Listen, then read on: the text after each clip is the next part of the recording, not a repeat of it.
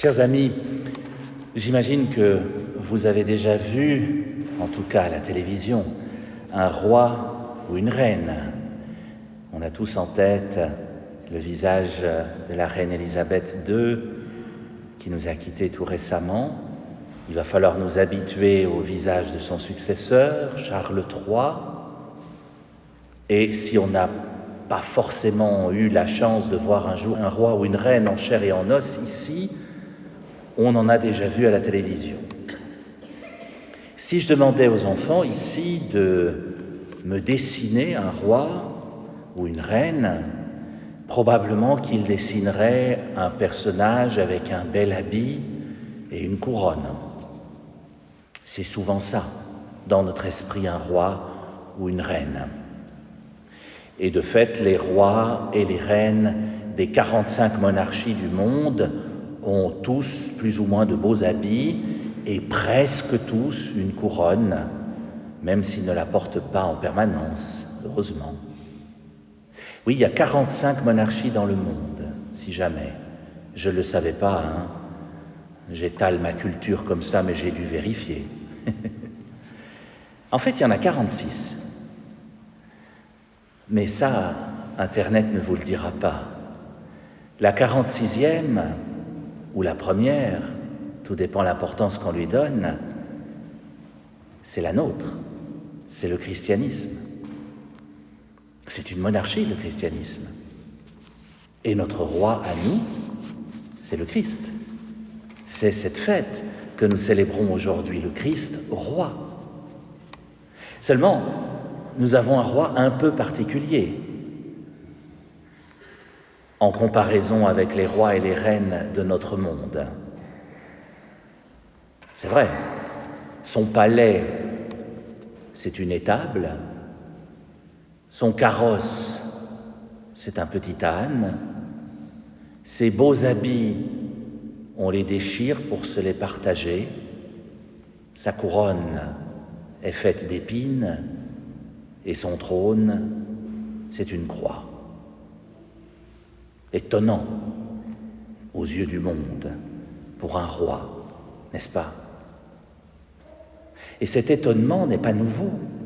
Il s'inscrit dans une histoire, celle du peuple de Dieu. Si vous lisez l'Ancien Testament, vous y découvrirez d'autres rois étonnants qui ne correspondent pas vraiment aux standards des rois et des reines du monde. Dans la première lecture que nous avons entendue tout à l'heure, l'extrait du 2e livre de Samuel, on nous parlait d'un autre roi célèbre qui a précédé Jésus, le roi David. Là aussi, il s'agit d'un roi étonnant. C'était le plus petit, à tel point qu'il n'était même pas sur la liste pour être sélectionné, souvenez-vous. C'est quand même un peu surprenant. Et Jésus est bien souvent appelé fils de David, puisqu'il s'inscrit dans sa lignée. Il s'inscrit à la suite de ce roi surprenant que fut David. Il est l'un de ses héritiers, en quelque sorte. Et les tribus d'Israël, qui sont du même sang que David, héritent de son royaume. Le texte nous le disait très bien. Ainsi va la royauté, on le sait bien. Si vous êtes du sang de la famille Windsor, il se pourrait bien qu'un jour vous héritiez du trône d'Angleterre. Je ne sais pas si je dois vous le souhaiter. Mais notre deuxième lecture, la lettre de Paul aux Colossiens, et puis ensuite l'évangile de Luc, renversait complètement l'idée de royauté. Parce que nous sommes héritiers de ce roi qu'est le Christ. Et nous le sommes bien par le sang. Mais ce n'est pas par le nôtre que nous sommes héritiers. C'est parce que lui a versé son sang pour nous. Tout est renversé. Il en va ainsi pour chaque baptisé. Notre baptême nous rend héritiers du royaume de Dieu.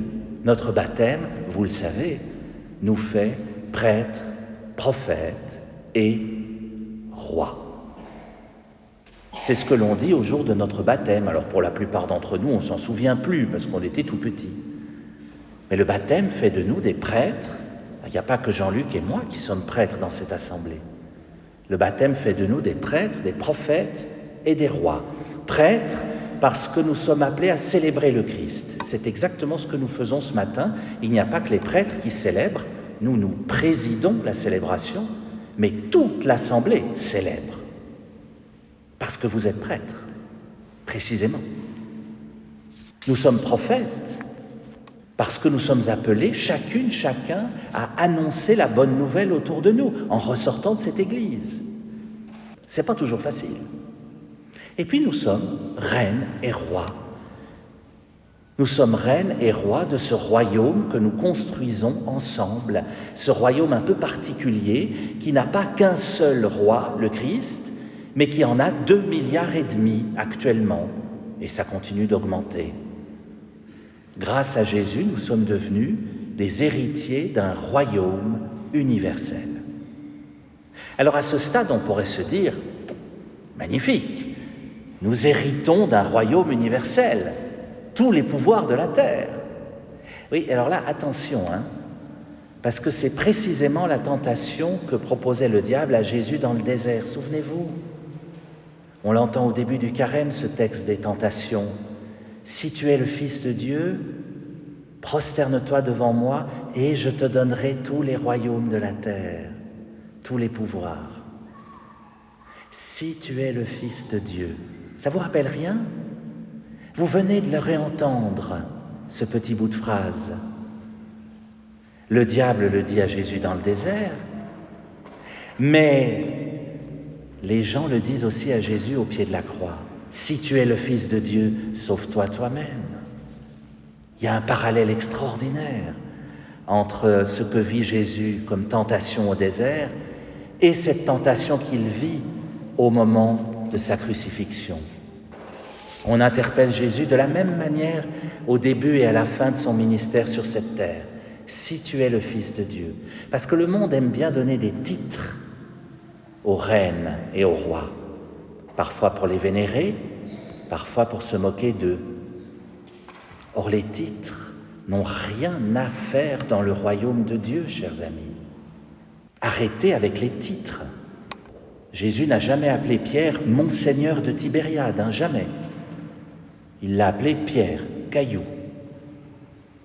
Il faut laisser les titres aux rois et aux reines de ce monde, à celles et ceux qui en ont besoin pour exister. Mais notre royaume à nous n'a que faire des titres. Le pouvoir de tous les royaumes du monde n'est rien à côté du pouvoir du royaume de Dieu.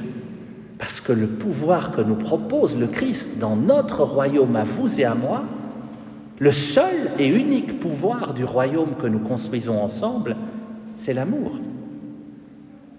C'est un royaume d'amour, de pardon, de paix, notre royaume. Voilà le royaume dont nous sommes héritiers et dont nous sommes tous reines et rois, chers amis.